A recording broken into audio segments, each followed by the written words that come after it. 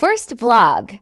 Hi mga ka-vloggers, for today's video nga hoy, ako'y nagising na maaga dahil pumunta ako sa palengkehan at bumili ng 1 kilong karning manok. Gagawin ko nga ho dyan is aadobahin ko dahil request ng aking asawa. Kung nga pala ang pinaluto ng aking asawa dahil nga hoy, masarap nga ho daw ako magluto. Charis! Tapos ko nga hoy hugasan yung karning manok is sinugasan ko ng 2 beses. Garni hoy malansa at may mga dugo-dugo pa. Pagkatapos ko nga hong ugasan is huhugasan ko na rin yung 2 patatas na isasahog ko sa karning manok. Pagkatapos ko nga hugasan yung 2 patatas aking hihiwain.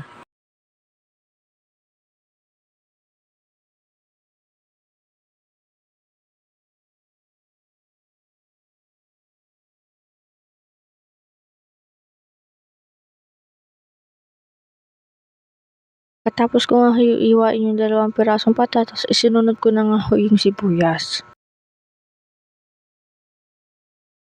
Sinunod ko na nga yung bawang. At pati na rin yung luya. Inilagay ko na nga yung mga pangsahog ko sa adobong manok. Nilagay ko na nga yung kawali at pinainit. Tapos ko nga painitin yung kawali is nilagay ko na yung mantika. Pag mainit na nga yung mantika is ilalagay na natin yung bawang. Sunod ko na rin nga yung sibuyas. Na nga rin yung luya. Pag nag-golden brown na nga yung sibuyas, bawang at luya, ilagay na natin yung karning manok.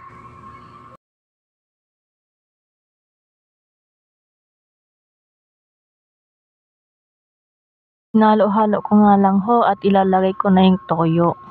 Tulad ko may toyo. Charot. Hinalo-halo ko at nilagay ko na ng dato puti at ng paminta. Magic sarap. Pangpasarap. Charot. At yung asukal. Pangpatamis. Wow. At yung last naman inilagay ko na yung patatas. So yan nga finished product na. At hindi nga natin kalimutan na magbigay sa kapitbahay. Bibigyan ko nga dyan yung biyanan ko at yung kapatid ng asawa ko na maganda. Wow. Bago ko po kalimutan, follow nyo nga siya. Pangalan niya is Mini Vlog. Thank you. Follow my Pega, thank you.